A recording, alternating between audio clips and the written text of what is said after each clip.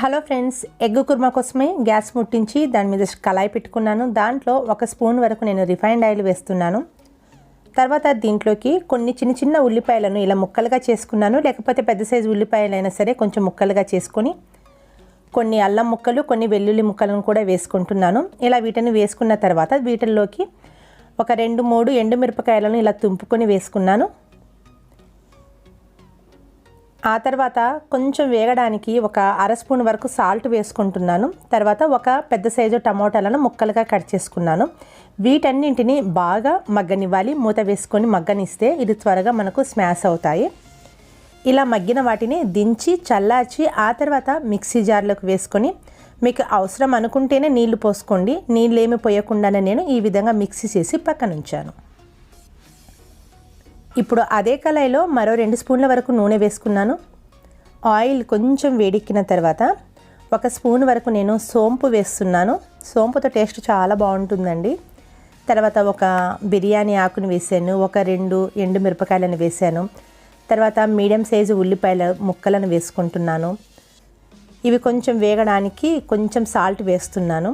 ఒక చిటికెడంతనే వేసాను, ఎక్కువ ఏం కాదు. తర్వాత 2 టమోటాలను ఈ విధంగా ముక్కలుగా కట్ చేసుకొని ఇలా వేసుకొని ఆ తర్వాత ముందుగానే మనం మిక్సీ చేసి పెట్టుకున్న ఆ యొక్క మిక్సీ మిశ్రమాన్ని దీంట్లోకి వేసుకోవాలి. ఇలా వేసుకున్న తర్వాత ఇప్పుడు దీంట్లోకి సరిపడా కారం వేసుకోండి. ఆ తర్వాత కొంచెం పసుపు వేసుకోవాలి. ఆ తర్వాత 1 స్పూన్ వరకు ధనియాల పొడి వేస్తున్నాను. ఎండుమిరపకాయలు వేసుకున్నాం కాబట్టి కొంచెం కారం తక్కువగా వేసుకోండి. తర్వాత ఇలా బాగా కలుపుకొని మూత పెట్టుకొని లో మంటలో దాదాపుగా ఒక 5 నుంచి 10 నిమిషాల సేపు ఉడకనివ్వాలి. అది ఉడికేలోపు అదే మిక్సీ జార్ తీసుకొని దాంట్లో ఒక 1/2 కప్పు వరకు కొబ్బరి తురుము తీసుకున్నాను. 1 స్పూన్ వరకు నేను సోంపు తీసుకుంటున్నా. మీరు ఎండు కొబ్బరి, పచ్చి కొబ్బరి ఏదైనా సరే తీసుకోవచ్చు. 1/2 స్పూన్ వరకు జీలకర్ర తీసుకుంటున్నాను. ఒక 1/2 స్పూన్ వచ్చేసి గసగసాలు వేసుకుంటున్నా. తర్వాత కొన్ని జీడిపప్పు పలుకులు తీసుకున్నాను. మీరు కావాలంటే పుట్నాలు కానీ పల్లీలు కానీ తీసుకోవచ్చు.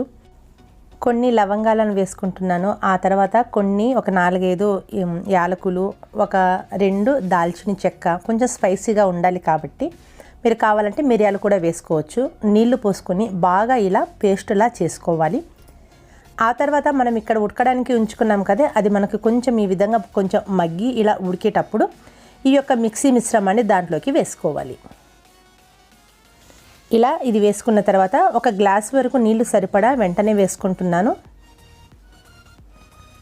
తర్వాత ఈ యొక్క మిశ్రమాలన్నీ బాగా కలిసేటట్టుగా కలుపుకోండి. లో నుంచి మీడియానికి మంటను పెట్టుకొని మీకు సాల్ట్ తక్కువైతే కొంచెం పై సైడ్ నుంచి వేసుకోండి. తర్వాత మూత పెట్టుకొని దాదాపుగా 10 నుంచి 15 నిమిషాల సేపు లోలో ఉడకనివ్వాలి.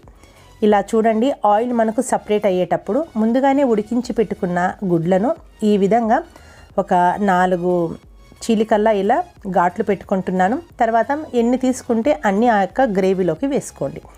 ఇలా గ్రేవీ కనుక ప్రిపేర్ చేసుకున్నారంటే మీరు ఎంతమందికైనా ఈ యొక్క గ్రేవీ అనేది మీరు సర్వ్ చేయొచ్చు. తర్వాత ఈ యొక్క ఎగ్స్కి ఆ యొక్క రసం బాగా పట్టేటట్టుగా ఒక దాదాపుగా 5 నుంచి 10 నిమిషాల సేపు ఉడకనివ్వాలి.